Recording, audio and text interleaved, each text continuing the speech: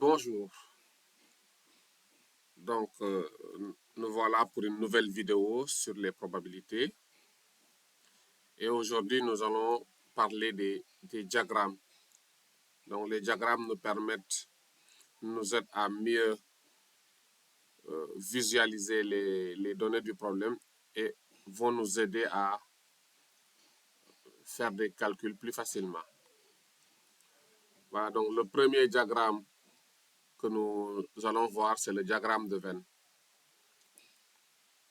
Le diagramme de Venn. Le diagramme de Venn, il permet de visualiser les intersections et les réunions. Le diagramme de Venn. Voilà. Donc, il permet de visualiser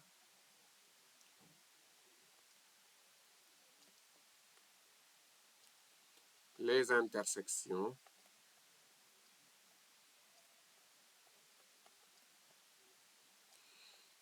et les réunions.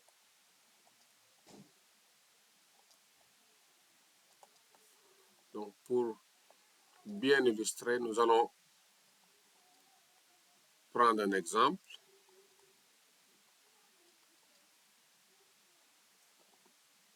On nous dit dans une classe de 30 élèves, dans une classe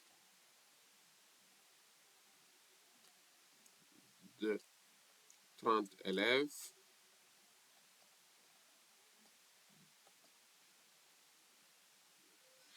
« 15 étudient l'espagnol,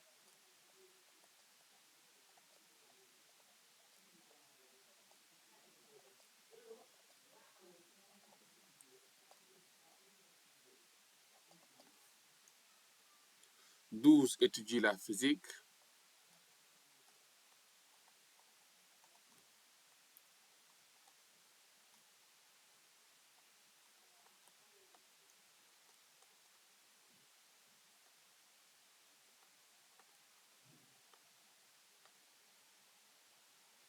5 étudient les deux.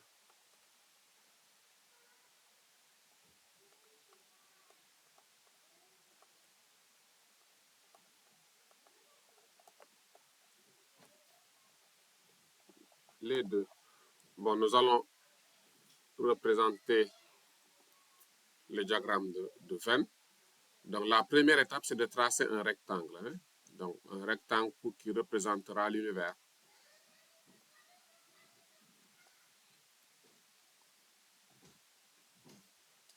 Donc, voilà notre univers. Voilà. Et chaque entité maintenant sera représentée par un cercle. Donc, on a un premier cercle, on a dit 15 étudiants étudient l'espagnol. Donc là, on prend ce cercle-là qui va représenter ceux qui font espagnol. Donc, je vais appeler ça ce cercle A, en parenthèse, je mets espagnol.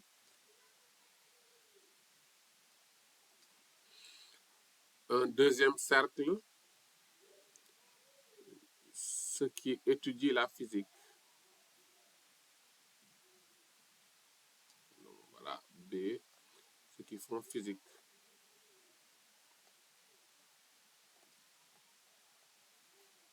Voilà. Et le rectangle, c'est l'univers. Hein? Univers. Voilà. Donc là, ici, on nous a dit que 15 étudient l'espagnol, 12 étudient la physique et 5 étudient les deux. Voilà. Donc, pour compléter ce diagramme, on commence d'abord par l'intersection, donc ceux qui sont à l'intérieur. Donc, quand on se place ici, à ce niveau-là, c'est ceux qui font ceux qui font en même temps espagnol et physique. Donc, ils doivent être dans les deux cercles. Donc, on se place sur l'intersection des deux cercles. Ici, et on décrit 5. Donc, 5, c'est ceux qui font les deux matières. Maintenant, pour l'espagnol, ils sont en tout 15. Voilà, bon. Maintenant, puisque parmi ces 15-là, il y en a 5 qui font aussi physique, donc si on les retire des 15, il va rester 10 qui ne font que 10 qui ne font que espagnol. Voilà, donc quand on fait 10 qui ne font que quand on prend 10 qui ne font que espagnol et les 5 qui font espagnol et physique en faisant la somme 10 plus 5, ça nous donne 15. Les 15 qui font espagnol. Et maintenant pour la physique, on nous a dit il y a 12 qui font physique. Donc si on enlève les 5 qui font aussi espagnol, il va rester 7. Donc 7 font physique seulement et 5 font physique et espagnol. Donc 7 plus 5, ça fait 12. Voilà. Donc, le diagramme de Venn va nous permettre de connaître maintenant le nombre d'élèves qui ne font ni espagnol ni physique. Donc, on a une classe de 30 élèves. Donc, si on retire ceux qui font espagnol seulement, ensuite ceux qui font physique et espagnol, et ceux qui font espagnol seulement, donc on se retrouve avec ceux qui font physique du moins. Donc 15, il y a 10 qui font espagnol seulement, 5 font les deux matières et 7 font physique seulement. Donc en faisant la différence, on va trouver 8. Donc ça veut dire qu'il y a 8 élèves ne font ni espagnol ni physique.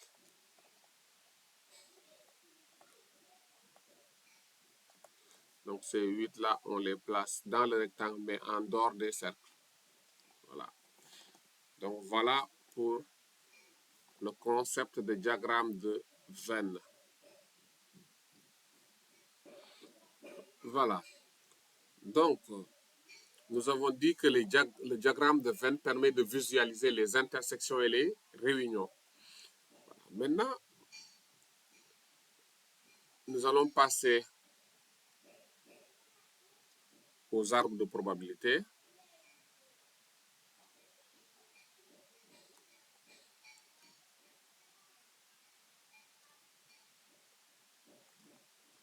Voilà, donc les arbres de probabilité, c'est pour visualiser les événements successifs.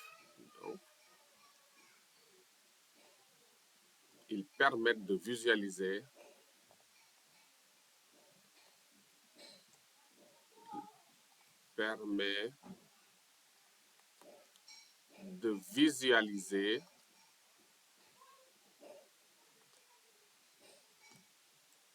les événements successifs.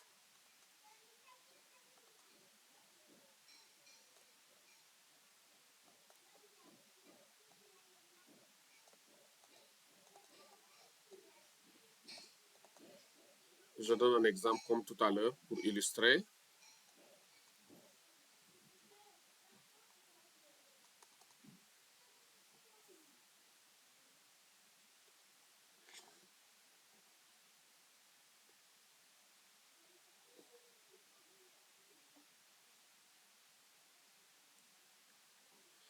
Donc, on nous dit il y a 40% de chances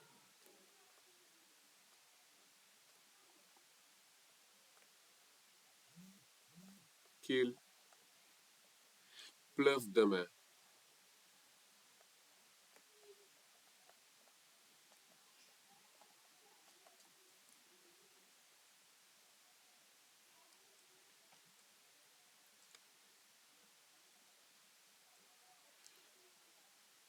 S'il pleut,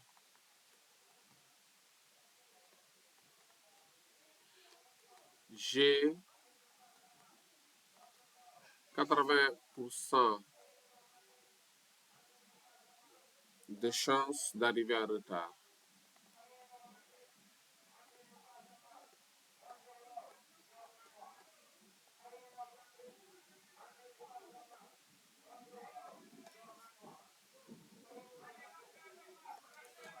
s'il ne pleut pas,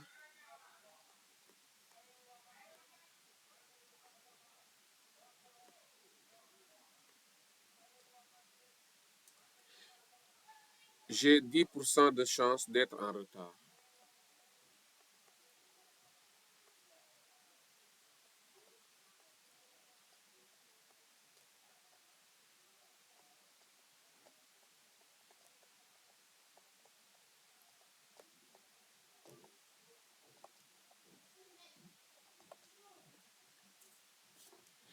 Nous allons représenter cette situation par un arbre.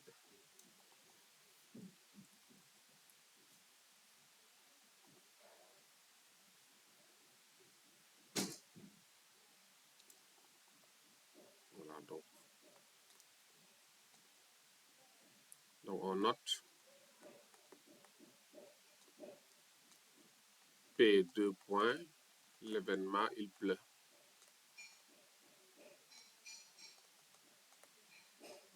Et R, l'événement, j'arrive en retard.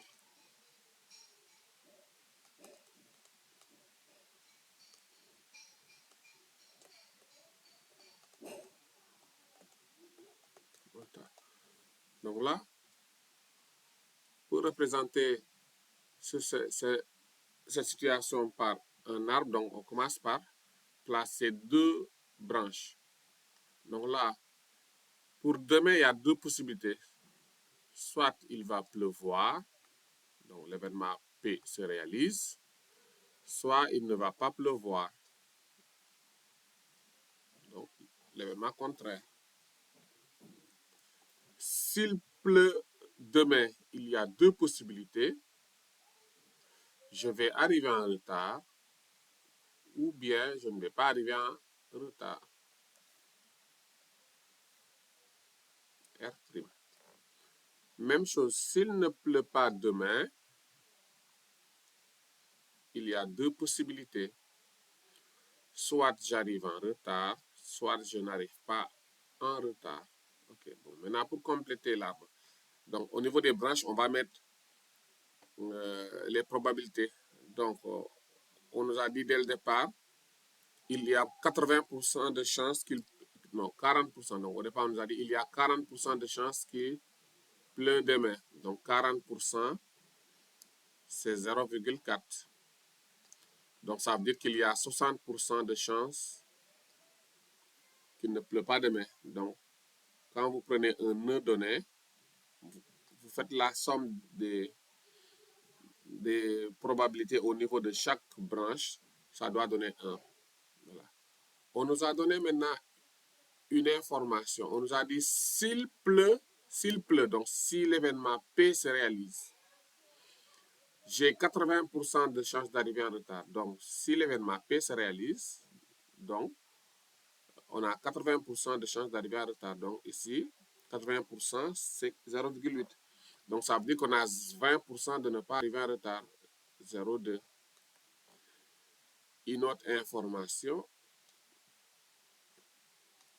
on nous dit aussi que s'il ne pleut pas demain, donc ça veut dire que c'est l'événement P' qui se réalise, j'ai 10% de chances d'arriver en retard. Donc là, 0, 10. Et donc 90% de chances de ne pas arriver en retard. Donc voilà l'arbre de probabilité qui illustre cette situation.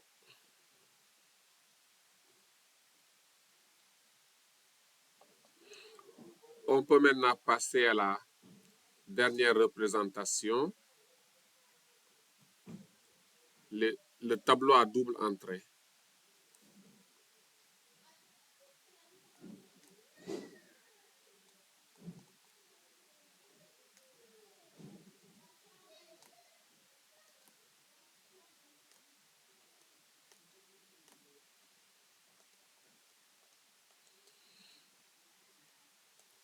Donc c'est un tableau qui est idéal pour combiner 2 événements indépendants.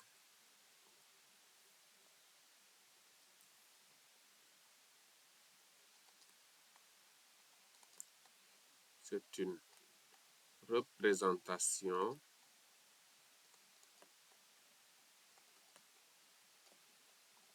idéal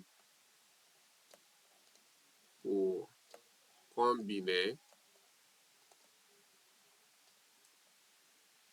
deux épreuves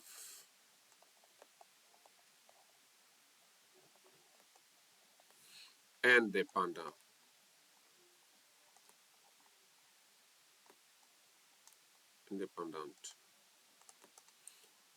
Je donne un exemple.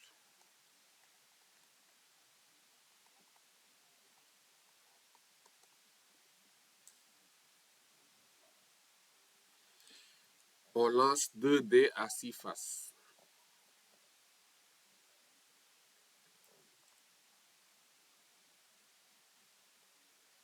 On lance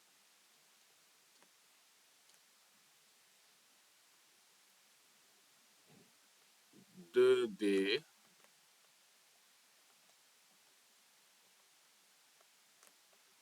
à 6 faces.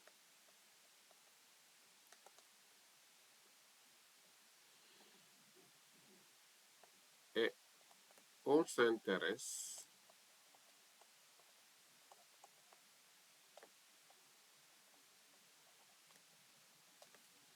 à la somme obtenue, à la somme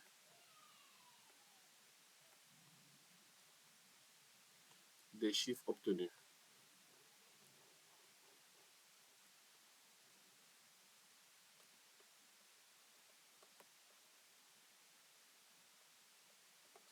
Voilà, donc là, pour connaître toutes les sommes possibles, on va faire un tableau à double entrée. Donc là,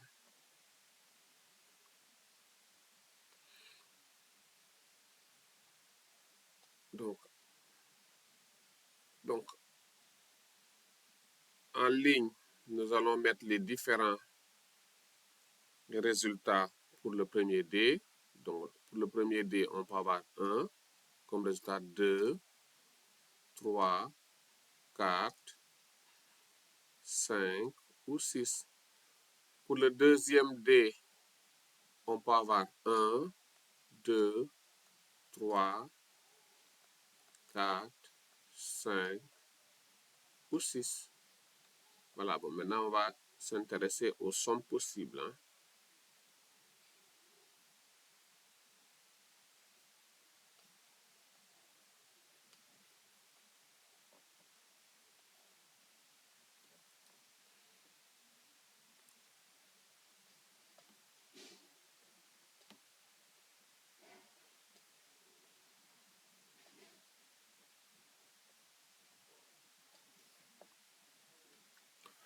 Ok.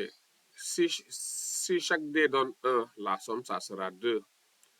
Si le premier dé donne 1, le deuxième dé donne 2, la somme, ça sera 3. Et ainsi de suite. 4, 5, 6, 7. Donc, premier dé donne 2, deuxième dé donne 1. 2 plus 1, ça fait 3. 4, 5, 6, 7, 8. 3 et 1, ça donne 4. Et ainsi de suite. 5, 6, 7, 8, 9. 4 et 1, ça donne 5, 6, 7, 8, 9, 10. Si le premier dé donne 5, le deuxième donne 1. 5 plus 1, ça fait 6. 5 plus 2, ça fait 7. 5 plus 3, ça fait 8. Ainsi de suite. 9, 10, 11. 6 plus 1 donne 7. 6 plus 2, 8. Ensuite 9, 10, 11, 12. Voilà. Donc voilà les différents résultats possibles. Voilà. Donc, et si on s'intéressait au nombre de possibilités, nombre d'ici où la somme donne 7 par exemple, on peut voir ces issues-là. Donc, il y a 1, 2, 3, 4, 5, 6 issues où le résultat est 7. Donc, voilà pour le concept de tableau à double entrée.